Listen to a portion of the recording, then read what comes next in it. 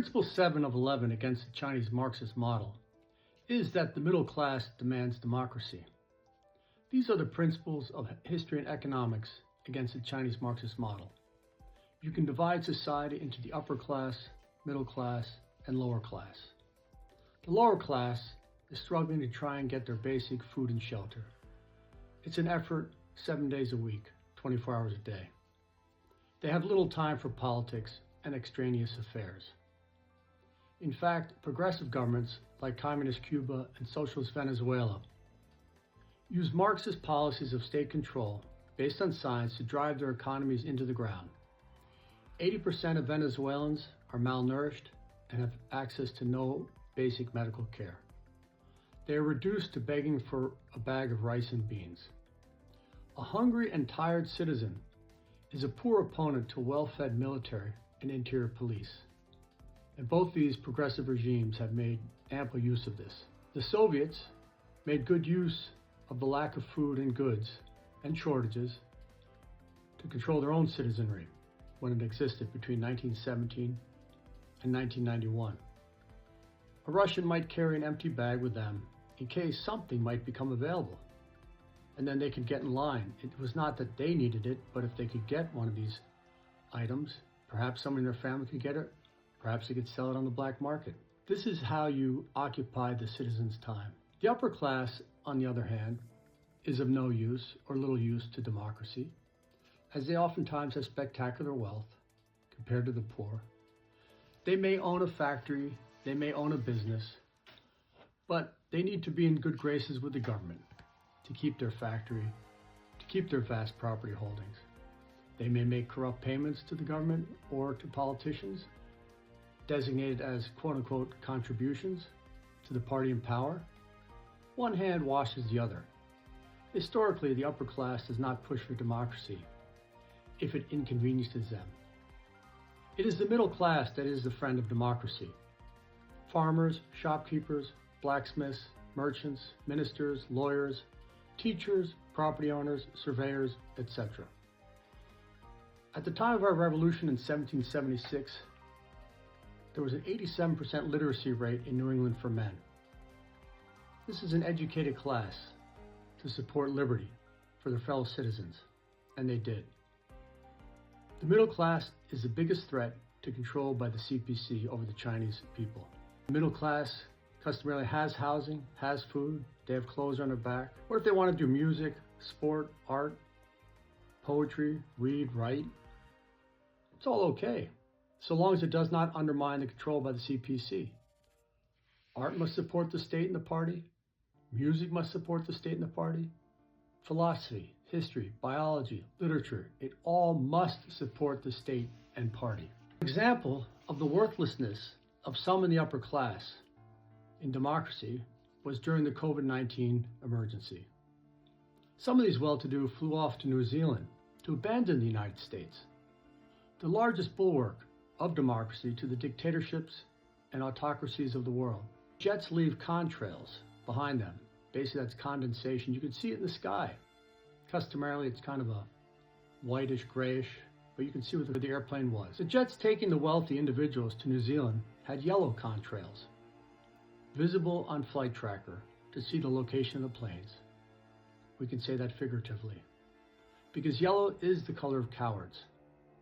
Yellow is the color of these upper class citizens who fled at the slightest sign of challenges to our nation. Incidentally, the country New Zealand cowers behind Australia and the defense efforts of Japan, South Korea, and today India, as well as the United States, against the hegemons of China and Russia. To spout leftist gibberish on defense policies, back in 1985, New Zealand denied visitation rights by the U.S. naval ship Buchanan because it would neither confirm nor deny the presence of nuclear weapons on the ship.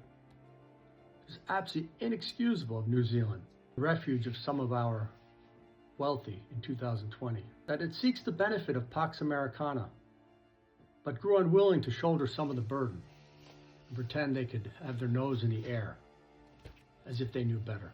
In 2024, other super wealthy celebrities declared that they have to leave the U.S. after the election of President Donald Trump. Such entitled babies. These elites didn't get their bottle, and now they're going into the corner to pout. They don't play well with others, and are no help to shoulder the burden of protecting and developing our country into a better nation. We look at China, which grew exponentially after liberalization in 1978 and thereafter. People were allowed to grow crops on private land. Private initiatives were allowed. 1/4 of the world's poor were elevated out of poverty by the embrace of the free market and the hard work of Chinese citizens, finally unshackled from the socialist economy. And economic size translates into military strength. That's all beneficial to the CPC. With their growth, they had millionaires and billionaires, but they're of little help to developing democracy. But the growing middle class, that's the class that threatens the CPC grip on power, as the middle class will militate for rights of the lower class and middle class to be treated with dignity and the basic human rights of speech, press, assembly, and religion. You should recognize that the CPC's penultimate goal is power, and has been power. When private entities began to get too powerful, even with an agent of the CPC sitting on their board, it was time to do something. In November 2020, the IPO of Ant Group and Jack Ma was shut down. Mr. Ma was disappeared. Ultimately, there was no IPO, and Mr. Ma was chastised.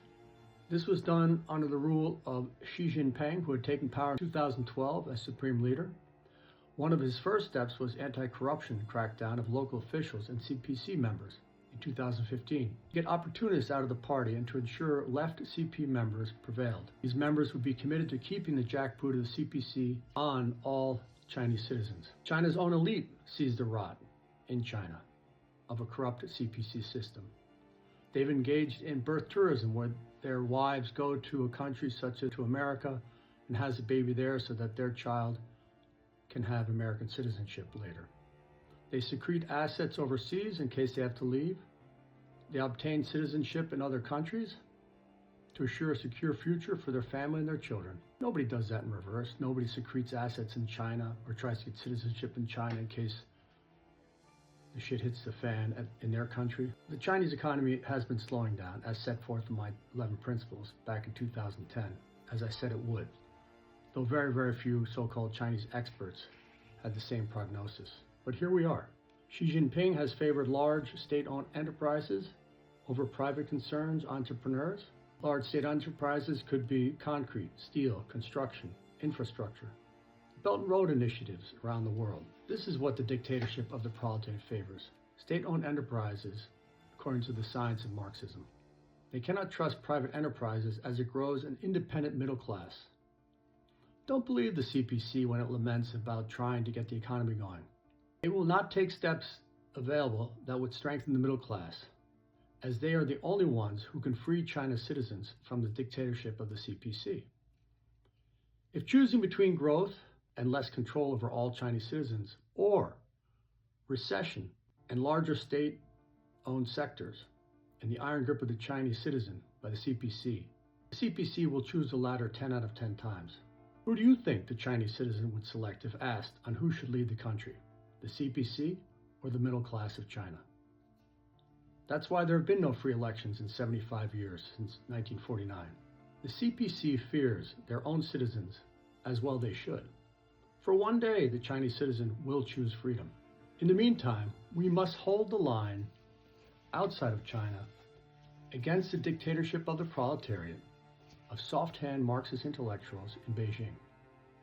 You can read about this and the other principles in my book, China, Demise of a Civilization, the 11 Principles of History and Economics Against the Chinese Marxist Model. Thank you.